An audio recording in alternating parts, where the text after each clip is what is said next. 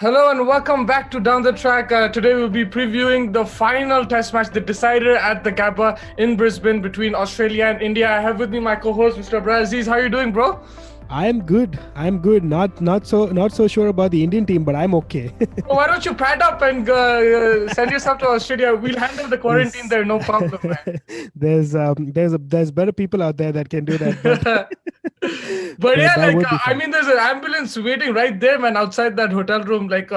Game after game, day after day, the injuries keep coming. But I think despite that, the character that this Indian team shown, I think it's probably made a lot of Indian fans like really proud after a long, long time. I haven't seen a performance like this in a long, long time from India. Considering the injuries and everything, the character and the fight that they've shown is just unbelievable.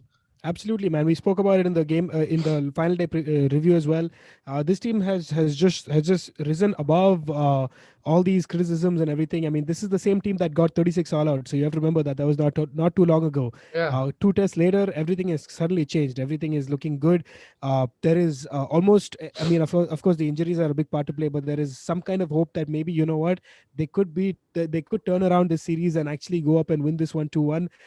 The injuries, of course, will play a big part, like I said, but there is some hope. There is some kind of enthusiasm, and there's some kind of positivity around this Indian team, around this Indian setup now. But man, you can't take away the fact that there's almost everyone. I think they have exactly 11 players fit. That's it. They have nobody else. They have no backup. They have nobody who is probably going to be able to field. Let's say if someone gets injured or something like that. It's really gotten down to such a level, which is unfortunate. What Yeah. is interesting is I was thinking about this. If not for COVID, I don't think that they would be allowed to take such a big contingent and go. Yeah. And if they would have had some kind of issues like this, there would have been a lot of problems, bigger Yeah, the problems. problem there would be that like they would fly down some players, so it wouldn't have been an True. issue. But the problem there would be is practice and everything. These guys have been practicing. The net bowlers and stuff have been practicing in Australia. They're getting used to the conditions. But Yeah, like you said, if they couldn't fly with the team contingent, then flying in straight in and playing is a different kind of. So it's a blessing in disguise in that way. yeah, To be yeah, honest with you, that the likes of exactly. Nataraj and Shardul Thakur have been there and they're bowling in the nets, and that's because of the COVID situation. Yeah, But even if you look at it the other way, Virat Kohli, congratulations to him. He got a. I mean, they had a daughter, yeah.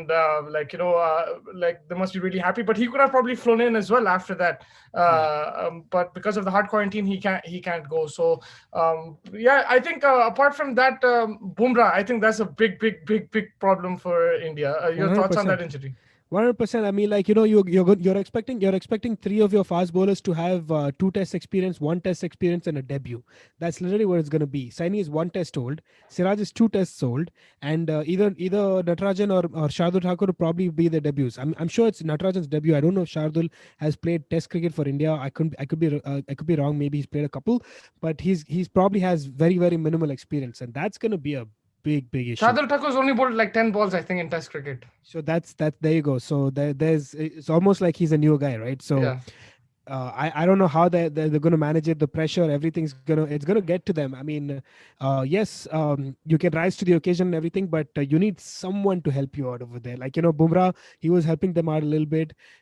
We've gone from Bumrah, Shami, and Ishant, who've actually been incredible, to suddenly, I'm not taking anything away from them, but suddenly Siraj, Saini, and Natarajan or Shardul, who's have no experience. How are you expecting them to lead a bowling attack? And with Ashwin possibly injured, that means Kuldeep with limited experience as well coming in.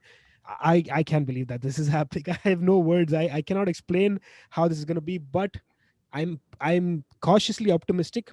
I'm hoping that they can prove me wrong, but this is going to be a very hard task up ahead for them. Yeah, and like a place like Brisbane, where Australia have been unbeaten, it's their ground. They love playing Exactly. there. We saw Tim Payne telling Ashwin that he can't wait for him to come to the Gabba. So they're really confident about this place. And like you said, to have three youngsters, because you can get easily overawed with the occasion. Brisbane is a very fast pitch, so length is very important. We've seen a lot of visiting bowlers bowl too short, and Yeah.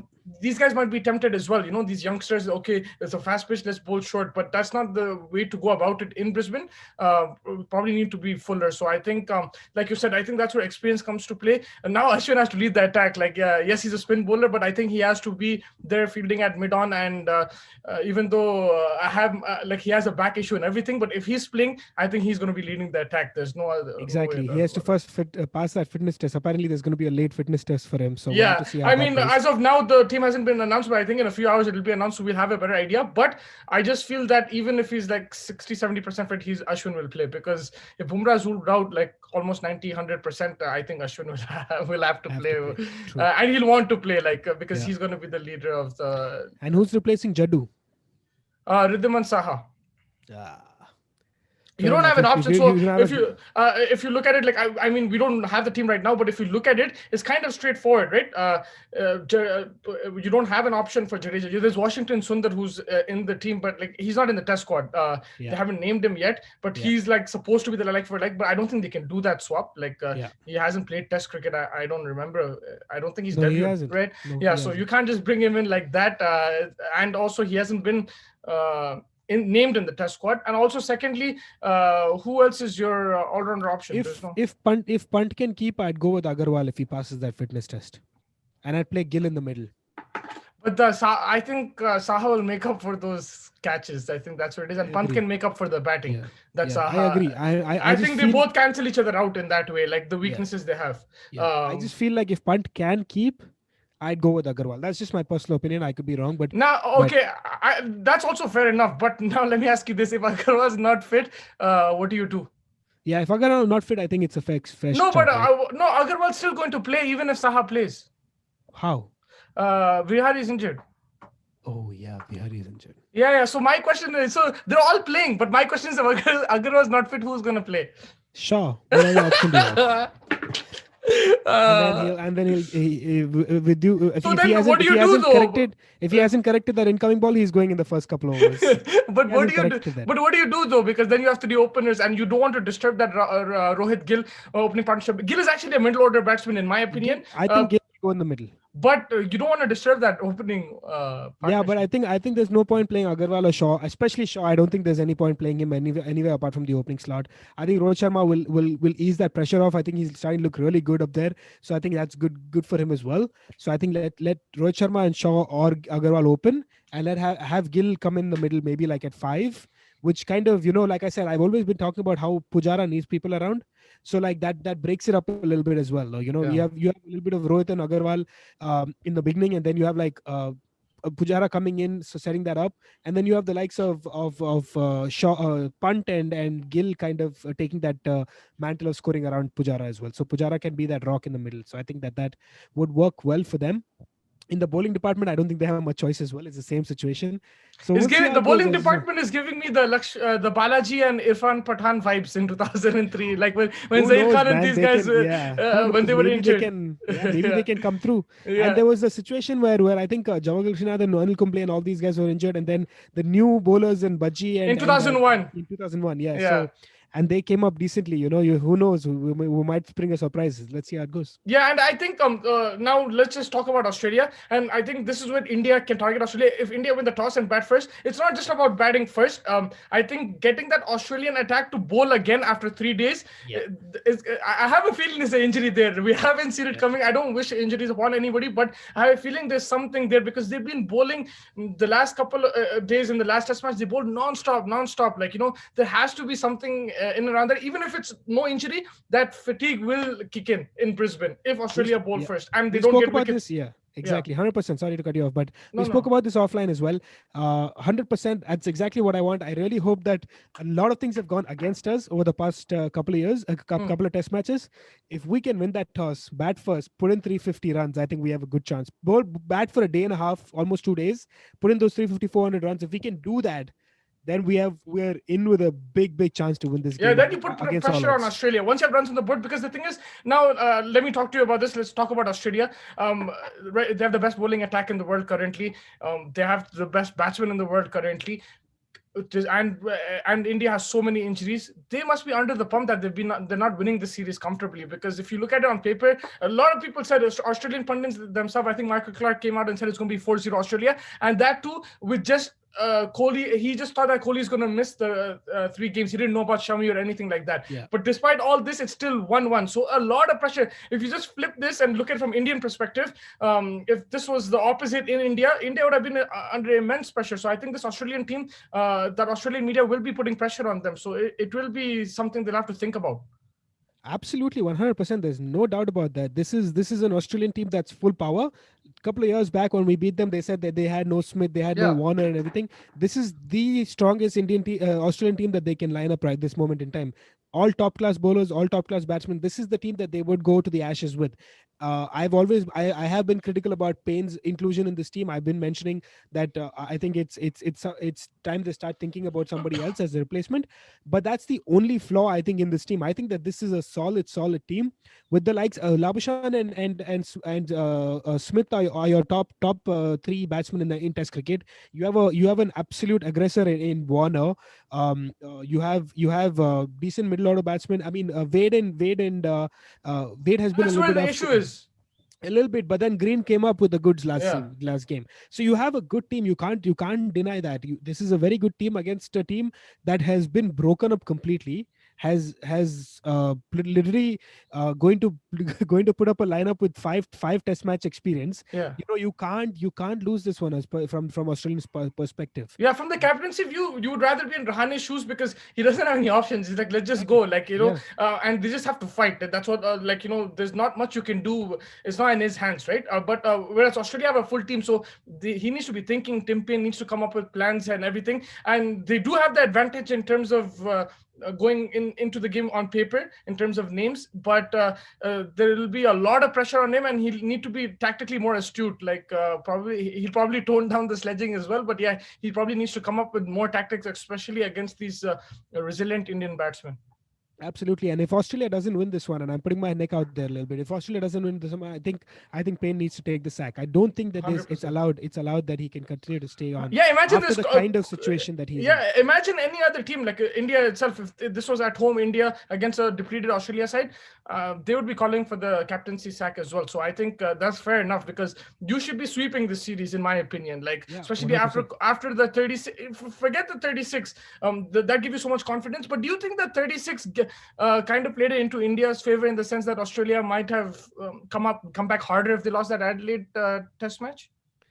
I don't know. Whatever it was, it worked out for India, and it hasn't. Maybe it's made Australia a little bit overconfident. I don't know what it is because right after that they lost the second test, they drew the third test, and suddenly now India is looking like the team that might actually come out with the result in the fourth. I mean, not necessarily. I mean, of course, there's a lot of issues, but like the happier campers are the Indians right now. The 100%. Australians are probably very Yeah. in a very precarious position. They need to really sort this out and maybe win by an innings or win by 10 wickets or something of the sort to really show them who's boss at this point in time. Like that's kind of how they want to win this. They wouldn't want it to be a fifth day kind of cliffhanger kind of win. They wouldn't expect that, or they wouldn't even accept that for that matter. So Yeah. that's kind of 100%. how it's at where it's at right now. 100%. And to wrap it up, your players to watch out from each side. Shubman Gill, bro. Shubman Gill century. I'm just waiting for that to happen. He's looking in beautiful touch when he's hitting those boundaries.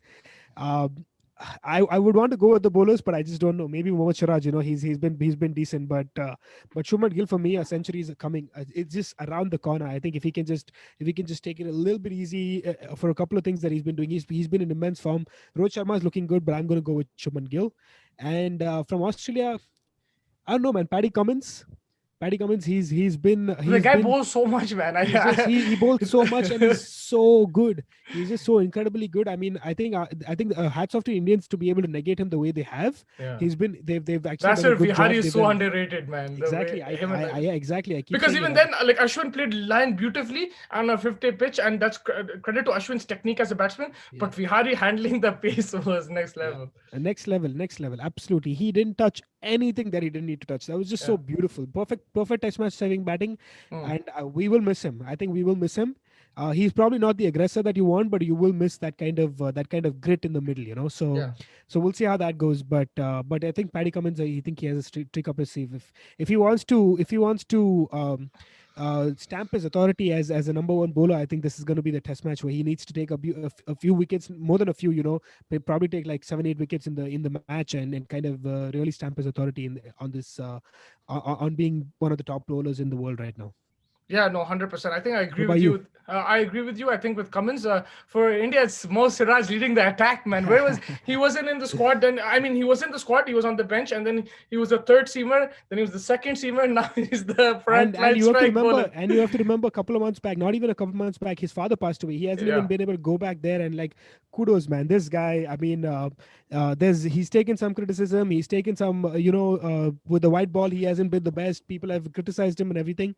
That is how you come back. You come back with that kind of performances, and you come back to shut everyone up, including me. I've been a little critical of him, so I want to Yeah. apologize to him. I want to apologize to him. He's just been immense. Hats off to him. I hope he does well. I hope he really takes a bucket load of wickets this match. Really rips through that top order, maybe a hat trick. It'd be beautiful to see something like that happen. Yeah, I think it's written Perfect in this. fairy tale end to that kind of a series that he's had. Yeah, I think it's written the stars for him, like you said, like his dad passed away, but then like to show that mental resilience and then like to prove it with the ball. I actually, I knew that he was a much better red ball bowler because I saw him in the Ranji Trophy.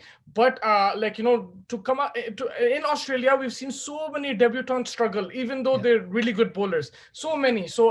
To perform like that in Australia against a full Australian team, I think a lot of credit to him. And if, like you said, if he can pick up wickets and give India that bright start, I think it'll be incredible.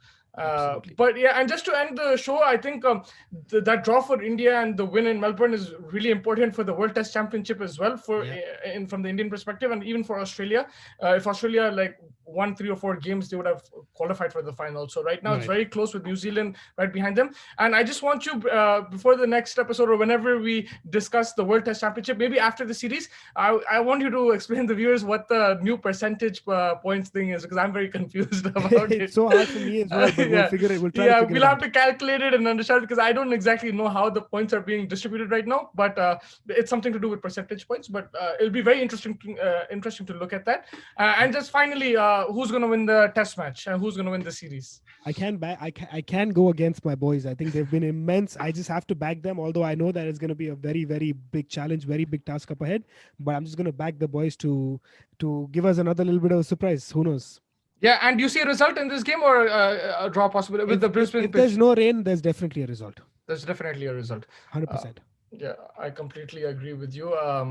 Even I can't go against them right now, even though all the odds are stacking against India in terms of injuries. But hoping for a Rahane double hundred, a Pujara masterclass, just dead batting everything. A Rishabh Pant quick century as well. But I think Rishabh Pant will also be a X factor again, because Yeah, he changed that 100%. game. Yeah, So yeah, I think looking forward to this Test match. All eyes will be on Brisbane. I think the whole world is watching. This series has been lived up to the expectations, maybe even more. Like yeah. some unbelievable Test cricket, and hoping for some quality cricket again. And thank you so much for joining me. Enjoy the Test match, and I'll catch you during the course of the Test match. Of course, and I can't wait for this one, man. It's just gonna be one of those ones that it's just so much excitement, so much look forward to in this one. I Yeah, hope that the boys go well. yeah, for sure, man. Thank you so much for joining me, and take care and enjoy the game. Thanks. Thank you.